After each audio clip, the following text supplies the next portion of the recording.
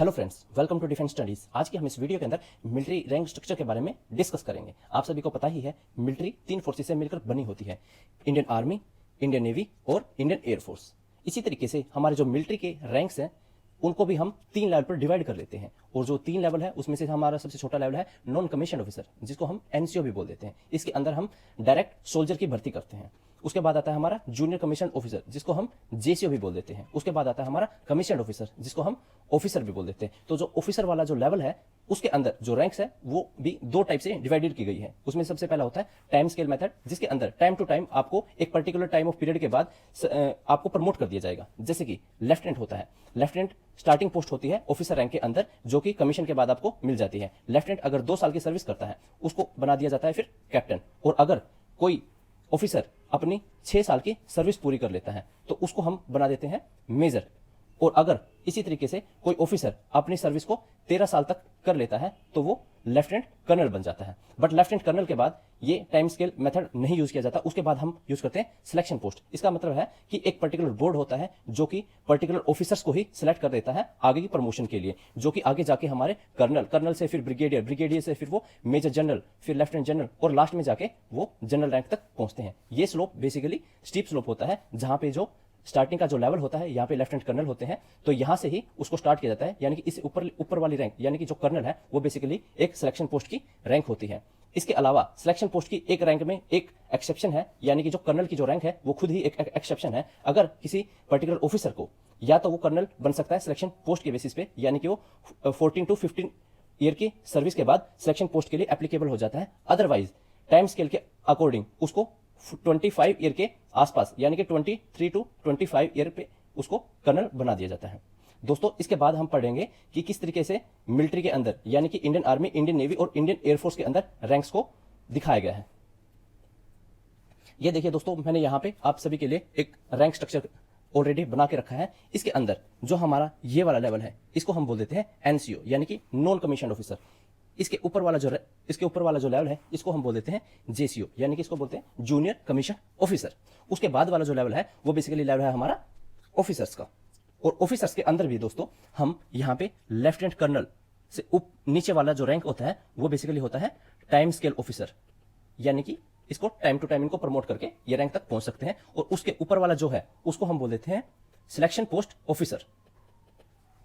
उसके बाद एक पोस्ट होती है हमारी जो कि ऑनररी पोस्ट होती है, और ये पोस्ट होती है यहाँ पे, यानी कि admiral of the fleet, field marshal और marshal of the Indian air force. दोस्तों, हम स्टार्ट करते हैं हमारे एनसीओ से, और मैं अपना बेसिक इंडियन आर्मी के रैंक्स को लेकर चलूंगा और उनको ही इक्वेट करूंगा इंडियन एयरफोर्स के साथ और इंडियन नेवी के साथ। दोस्तों, हमारे जो इंडियन आर्मी होती है, इंडियन आर्मी की सबसे छोटी रैंक होती है वो होती है बेसिकली सिपोई की। सिपोई को प्रमोट करके बना दिया जाता है लांस नायक, फिर नायक और फिर हवलदार। इन्हीं के इक्विवेलेंट जो पोस्ट होती है या रैंक होती है इंडियन एयरफोर्स के अंदर, जैसे कि सिपोई के इक्विवेलेंट होती है हमारी एयरक्राफ्ट्समैन, लांस नायक के इक्विवेलेंट होती है हमारी लीडिंग एयरक्राफ्ट्समैन, उसके बाद होती है हमारी नायक के इक्विवेलेंट होती है हमारी कॉर्पोरल, और हवलदार के इक्विवेलेंट होती है हमारी सर्जेंट।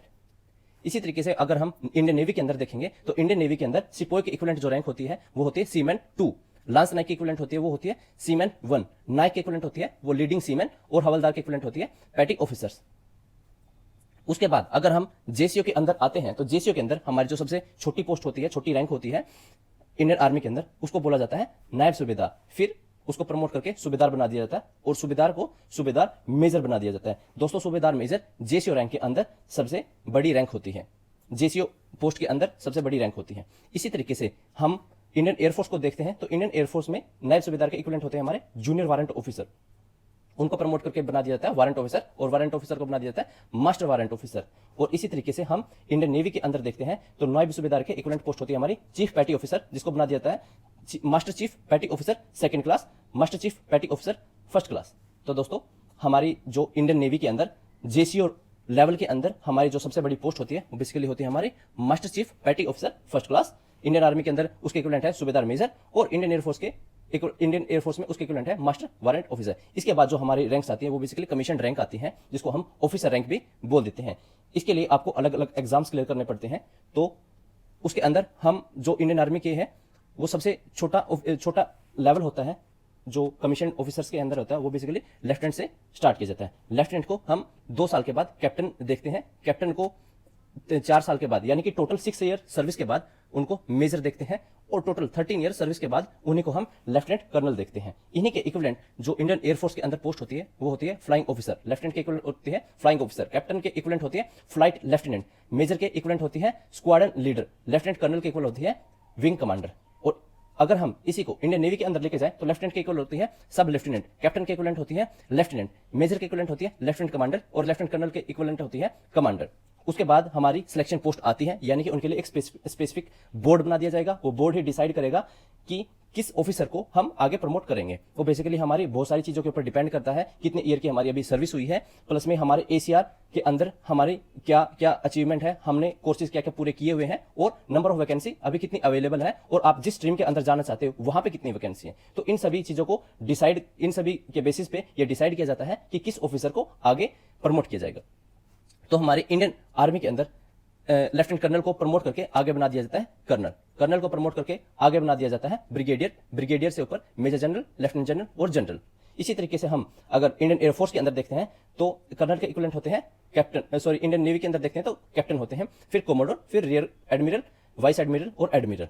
उसी तरीके से हम इंडियन एयरफोर्स के अंदर देखते हैं कर्नल के इक्विवेलेंट होते हैं हमारे कैप्टन, ग्रुप कैप्टन, और ब्रिगेडियर के इक्विवेलेंट होते हैं हमारे एयर कमोडोर, फिर एयर वाइस मार्शल, फिर एयर मार्शल और एयर चीफ मार्शल। दोस्तों मैं आपको यहां पे एक चीज और बताना चाहूंगा कि कर्नल से ऊपर जब जाते हैं तो वो आते हैं ब्रिगेडियर, और ब्रिगेडियर के इक्विवेलेंट जो भी रैंक्स होती हैं उसको हम बोलते हैं 1 स्टार ऑफिसर, यानी कि ब्रिगेडियर है जो अपने 1 स्टार ऑफिसर माने जाएंगे। यानी कि इंडियन नेवी के अंदर उनके इक्विवेलेंट कोमोडोर हैं, वो भी 1 स्टार ऑफिसर माने जाएंगे, और इंडियन एयरफोर्स के अंदर एयर कोमोडोर है, वो भी एक 1 स्टार ऑफिसर माने जाएंगे।